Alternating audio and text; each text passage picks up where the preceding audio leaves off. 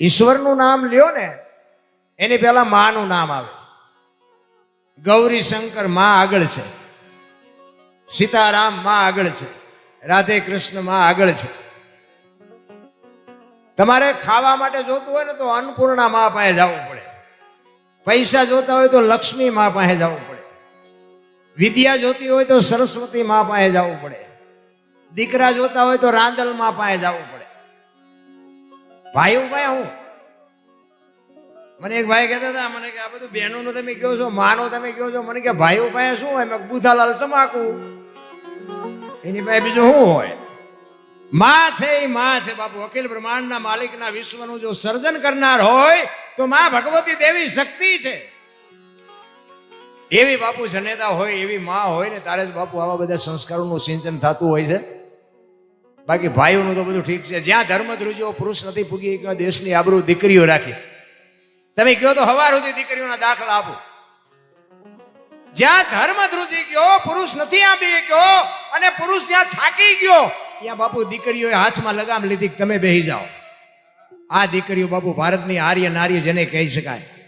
એક વિચાર કરજો, સગાળ શાહ જેથી ઇતિહાસ લાંબો છે, ટૂંકા ટૂંકામાં તમને વાત કરું.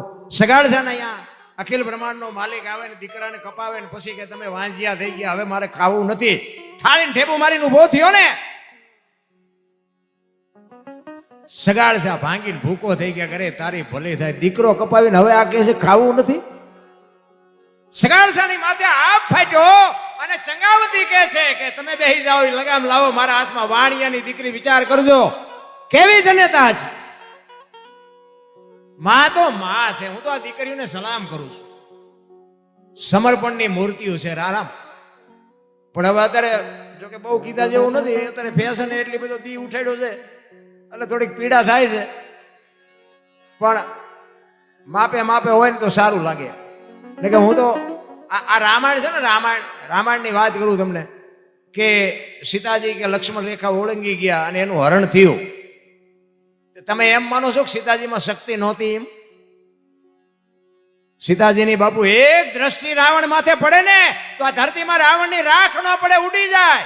એટલી માં ભગવતી દેવી શક્તિ સીતા હતી.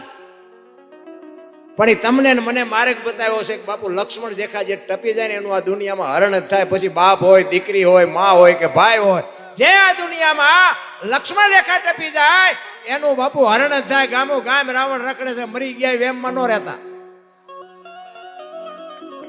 ગામો ગામ છે. તમારા ગામનો આટલો બધો ભલે હાપ હોય પણ તો આ હશે. અને આવડા મોટા માંડવા નાખ્યા ને, આમાં ભોગ આપ્યો ને એના કરતા બાપુ નડવા વાળા હશે. અને આમાં લાખ રૂપિયા આપ્યો ને હિસાબ ન માગે. 100 રૂપિયા વાળો હિસાબ માગે. એ કે જેટલા જેટલા આવ્યા ચાવ આપી રહ્યા, આપણે એમ ગામને 100 પાછા દઈ દેવા જોઈએ ને. એટલે આવા કાર્ય કરો ને બાપુ, એ તો માં ભગવતી દેવી શક્તિ ભેગી હોય ને તે જ આ બધું શક્ય છે. બાકી બળનો બુદ્ધિનો વિષય જ નથી. હમણાં અમારા ગોપાલભાઈએ જે રામ મંદિરની વાત કરી હતી, તો તમે વિચાર તો કરો, એ રામ મંદિરનો કેસ કેટલા વર્ષ હાલ્યો. તો મને એમ થાય કે સારું, રામની આખી દુનિયા આટલી બધી ભક્તિ કરે છે તો આ ઓલા જે અહીંયા નડતા છે એના રામ કઈ ન કરી શકે? આટલા બધા વર્ષ કેસ કેમ હાલ્યો? પણ બાબુ માં ભગવતી દેવી સીતાનો શ્રાપ હતો. અમુક રામાયણ છે ને બાબુ ઉગાડી જ નથી કરી, ખુલાસો નથી કર્યો. અખિલ બ્રહ્માંડના માલિક રામચંદ્ર પરમાત્મા જેથી 14 વર્ષ વનવાસ કરી અને પાછા આવ્યા ને પછી બાપુ સીતાજીનો જેથી રામચંદ્ર પરમાત્મા ત્યાગ કરે અને લક્ષ્મણને કહે છે કે તું તારી ભાભીને મૂકી આવ, અને રથમાં બેહાડી અને લક્ષ્મણ જાય છે. સીતાજી પૂછતા નથી કે મને ક્યાં લઈ જશે. જો બાબુ આને પતિવ્રતા નારી કહેવાય. અમુક અમુક તો અમે હમણાં વિનુભાઈ ઘરે બેઠા હતા, અમુક અમુક બૈરાનો કંટાળો એવો હોય ને, ધણી બિચારા આપણને ન કહી શકે, ન ઘરે કહી શકે. એવા હલવાય ને 100 વાગે આવવાનું કીધું હોય ને, અને જો હવાસો થયા હોય, ક્યાં છો વિનુભાઈ ઘરે, કોણ છે હારે, ખાધું? આપણે એમ કે હા શું ખાધું? હવે ધૂળ ખાધી છે, રોટલા ને શાક ખાધું હોય, બીજું શું ખાધું હોય? પણ એટલી બધી મોપાટ લે ને, અને તમને એમ તો કહેવાય ને કે અમારે ઘરે આમ છે. મારા ઘરે મહેમાન આવ્યા જીયા વગર નહીં હાલે. મહેમાન ઓલા મોટા હોય. અરે અમુક અમુક તો જીવે છે ભૂંડી હાલતે જીવે કપાણે. આપણને એમ થાય કે આના કરતા એમના હતા હારા હતા. હગો હારો નો હાપડે ને મિત્ર મળે જો લબાડ, પત્ની મળે કભાર જાતો હેળી જો અવતાર. ત્રણે પખા મોળા હોય તો ગિરનાર ભેગું થઈ જવાય ને ભલામણા. હે તમે આ અમને હાથની હથેળીમાં હાથું આમ આયા હાલો ને આયા હાલો ને ચા ને પાણી ને જમવાનું. પછી તમે ઇનકોર આવો અને એમ કહો હાલો હાલો ચા પાણી રોટલા સિવાય જવાય. અને હું આમ ડેલામાં લઈ દઉં પછી રવડામાંથી હાણીશું લોટા ઉડવા માટે ચિંપા જવું મારે. અડધું વાંગીને નો કહેવાય મારા રામ. એ તો સુખમાં દુઃખમાં અખિલ બ્રહ્માંડના માલિક રામચંદ્ર પરમાત્મા સીતાજીનો ત્યાગ કરે અને સીતાજી બાપુ વનમાં જવા માટે નીકળે. લક્ષ્મણ મૂકવા જાય. સરયુ નદીના કિનારે ઊભું રખાવે રથને. લક્ષ્મણ તું સરયુ નદીમાં મારે ચરણામૃત લઈ સૂર્ય ભગવાનને જળ ચડાવવું છે. હું આ પાછી ક્યારે આવું કે ના આવું એ મને ખબર નથી. અને સરયુ નદીમાંથી જળ લઈને આમ સૂર્ય ભગવાનને ચડાવે ને સામે અયોધ્યા નગરી દેખાણી ને તેથી માં ભગવતી દેવી સીતા માએ અયોધ્યાને હરાપ આપ્યો કે હું જેવી આજ હળગું છું એવું તારું નામ રહેતા સુધી તું હળગી શું કામ? કે રામ જદી વનમાં ગયા તેથી રામ તો એક બાપનું વચન પાળવા જતા હતા તોય આખી અયોધ્યાની વસ્તી આડી પડી કે રામ તમે ન જાઓ, રામ તમે ન જાઓ. આજ મારો કોઈ વાંક નથી, ગુનો નથી, હું નોધારી છું, હું ગર્ભવતી છું, મારો કોઈ દોષ નથી. આખી અયોધ્યામાંથી કોઈ ડાયો માણા ન નીકળ્યો કે રામને મનાવે. હું હળગું ત્યાં સુધી તારું નામ રહે ત્યાં સુધી તું હળગીશ. બાપુ હજી હાવ મટી ગયો એવું ન માનતા. હજી ચારે અહીંયા ભડકો થાય કઈ નક્કી નથી. આટલા વર્ષ સુધી ને કે હું તો આ બધી છે ને વસ્તુ બાપુ આખી કઈક જુદી જ છે. ભજન એમને સમજાયું છે જ નહીં. આ તો બધું અમારું કેમ કાઢું સડી ગયું તો અમને નથી ખબર. અને બીજી વાત કે હમણાં આશીષભાઈ સંતવાણી કરીને ગણપતિ માંડ્યા, હું તો બહુ રાજી થયો. નકર ગામના કોઈ ગાવા જ નથી દેતું. એમ જ કે હવે એને રોજ સાંભળ્યું છે. એટલે પણ તારે કોઈ ગામમાં નાના ભજન હોય 500 ગ્રામ મમરા લાવીને ભજન કરાવવાનું હોય તેથી એવડા કામમાં આવે. હે અને આવડું મોટું સ્ટેજ હોય તો તમને નડે છે. પણ હું રાજી થયો, ખરેખર દિલથી રાજી થયો. અમારે એવું જ હાલ્યું હતું એટલે તેમાં મેં કીધું કે ગામમાં કોઈ ગાવા જ નથી દેતું. એ ગામનો આ ધ્રુવ છે ભાઈ. આવડો છોકરો એક તબલા ઉપર તમે આવી મોજ કરાવે. હજી હમણાં જ અમે રાજસ્થાન ગયા હતા ગોપાલભાઈ. તેથી અમારા ધ્રુવ અમારી ભેગો હતો. બાપુ મોજ કરીને વી આવ્યા. એના પપ્પા હતા. આનંદ કરીને આવતા રહ્યા. આ એક ગર્વ લેવા જેવી વસ્તુ છે બાપુ. અમારા ગામમાં બાપુ તબલજી નથી ને કોઈ ગાનારો નથી. અમારે કોઈક મરી જાય તો બાપુ બહાર ગામથી બધું બોલાવવું પડે. કઠણાઈ ન કહેવાય. એક ગામમાં એક ભજન ગાતા ન આવડતું હોય.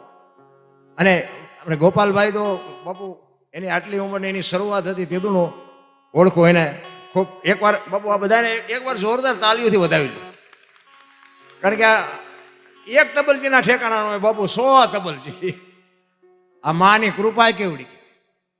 અને પાછું નકર આ છે ને આ હું બોલતા શીખ્યો છું. આ તો બધા ઘરના છે.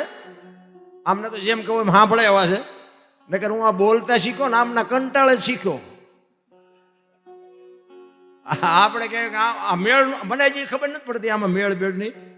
આવડે એમ કે થઈ ગયો એટલે આપણે મંડો હાલવા. અને એવો ભૂંડી ભાઈનો મેળ કરે ને કારણ કે આ મેળ નથી થયો એટલે જ બહાર ગામ આટા મારી છે. અને એવા બાબુ કલો કે સડાવે ને અમને. મેં કીધું આપણે કંઈક બોલવાનું ચાલુ કરો ને કે આવડા મરવી નાખશે. પ્રોગ્રામ આવું તો નખવે ગાળ્યું અમને ખવડાવે. એટલે અમે તો આમને આ અમારો હાથ પગ છે બાપુ. આ સાજિંદા છે ને એ અમારું ઘરેણું છે. હું તો એમ કહું છું કે એ પ્રોગ્રામને સફળ કરવો હોય ને એ એમના હાથની વાત છે. કલાકાર બાબુ ગમે એવો હોય ને આ સાજિંદાને જો હેઠો નાખવો હોય તો હેઠો નાખી દે. આ સાજિંદા એ અમારું ઘરેણું છે, અમારા હાથ પગ છે. એટલા માટે સરસ મજાનું આયોજન જે કર્યું છે ને ભાઈ, એ રામાયણ છે ને એ તમને મને એક માર્ગ બતાવવા માટેનો ગ્રંથ છે.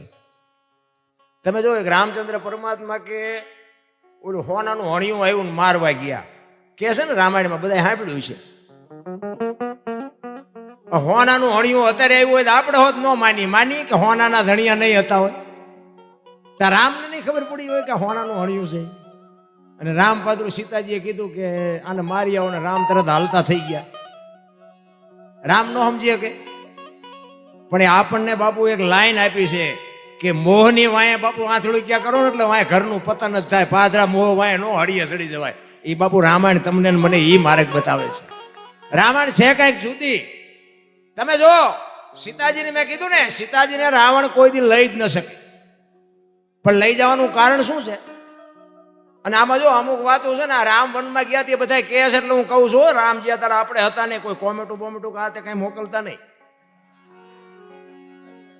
સારું બોલ્યા હતા એવી કોમેન્ટની જરૂર નથી, મારે કોઈ જરૂર નથી. તમે અહીં સાંભળો, મોજ કરો, આનંદ કરીને વ્યા જાઓ, બસ. આપણે કોમેન્ટું બોમેટું કઈ. અને હું કોઈ દી મારા વિડીયા તમે સાંભળતા હોય ને એમાં હું બોલ્યો નહીં હોય કોઈ દી કે કોમેન્ટ કરજો ને લાઈક કરજો ને શેર કરજો. એ તો માં ભગવતી કરાવે ને તમે કરો તો, બાકી 1000 હાથવાળો દે તેથી ભૂખ ભાંગે. શું 2 વાળા હાથવાળા દેવાના હતા? મારે કોઈ જરૂર નથી. અને આ છે ને હું આનંદ મારા માટે કરું છું, નિજાનંદ મારા પોતાના માટે કરું છું, કોઈને સારું લગાડવાની વાત નથી. ને કે હું તો ખટારાનો ડ્રાઈવર છું. ઓગણીમી કોમ કહેવાય ને, ખટારાનો ડ્રાઈવર તો ઓગણીમી કોમ નો કહેવાય. આખું હિન્દુસ્તાન રખડી આવ્યો છું, કાંઈ છે નહીં વાતમાં. આપણી એક જ કચ્છ કાઠિયાવાડ ને સૌરાષ્ટ્રની ધરતી છે બાપુ. 10 કિલોમીટર હાલો ને એક સાધુ બેઠો હોય, હરિહર હરિહર ને આકલો દે. એ ધર્મના વાવટા ફરકે ને.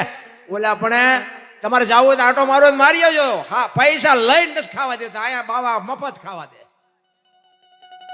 હજી આપણને નક્કી જ નથી થયું. અને ભજન એમાં સમજાય એવું નથી. એના માટે સદગુરુ જોવે. ભોળાનાથ નો દીકરો કે ગણપતિ નું માથું કે ભોળાનાથે કાપ્યું હાથીનું લગાડ્યું કે ને બધા આપણા ફોટામાં જોઈ ને. તો હું એમ કહું છું કે કાપ્યું યાદ નહીં પડ્યું હોય, હાથીનું શું કામ લગાડ્યું છે? આ ડખા વાળું છે. એમ તો એક વાણી કે છે ને, રામ કિસી કો મારે નહીં એસો પાપી નહીં, રામ આપે આપ મર જાતે કરતે કુડે કામ. એ કે રામ કોઈને મારતો નથી. તા રાવણ ને વાલી ને આ બધાને કોઈને માર્યા? રામાયણ કે આપણે નથી કહેતા. તો ખોટું ન હાલવા દે. આધુનિક યુગ છે સાચું. મારે છે એ વાતે પાકી છે, ખોટું છે નથી મારતો એ વાતે પાકી છે. આપણને નથી સમજાતું. આ ભણતર આવ્યું ને, ભણતર પછી જ મા બાપ રોટલા વગર ના થયા. હું તો છે ને મારી એક જ ભલામણ છે કે મા બાપને 2 ટાઈમ સારો રોટલો દેજો, કુટુંબ પરિવારમાં એકતા રાખજો અને વ્યસનથી થોડાક દૂર રહેજો. બસ ભગવાન મારો નાથ બધું હાંકશે. બાકી મા બાપને દુઃખી કરો ને આ દુનિયામાં બાપુ લાખો રૂપિયાના દાન કરો ને, જિંદગીમાં ક્યાંય ચોપડે ન ચડે. લખવું હોય તો લખી લેજો. પછી ફોટા અગરબત્તીઓ કરે કાંઈ નહીં વળે. માન બાપ જેવા ભગવાન આ દુનિયામાં ક્યાંય છે જ નહીં. અને કુટુંબ પરિવારની એકતા હંપ હશે ને, અહીંયા મારા નાથને આવવું પડશે. તમે જો કૂતરા હોય ને, કૂતરા 1-2 કૂતરા હોય ને તમે વાંકા વળીને પાણો લ્યો ને કૂતરા ભાગી જાય. ઢોરા હોય ને ઢોરા, તો તમે વાંકા વળીને પાણો લ્યો ને તો ઢોરા ભાગી જાય. સિંહ જેવું જનાવર હોય ને તોય બી જાય કે આરો માણા છે, શું કરે કઈ નક્કી નહીં. માણા બાપુ એને માણાથી આ ચેતતો રે. પણ મધમાખીનું પૂડું હોય ને એક પાણો મારજો. આટલા જણા છો ને તો બટા ઝટી બોલાવે. બોલો ને કે આવડી જોઈ ને માખ્યું. એ શું કામ બટા ઝટી બોલાવે? હંપ છે, રાગ છે. એટલે આ કૂતરા ને કાગડા ને ભેંસું ને ભૂંડડા ને એવડા મોટા છે ને, પણ તોય ભાગે છે આપણેથી. શું રાગ નથી? તો આપણું હિંમત નથી.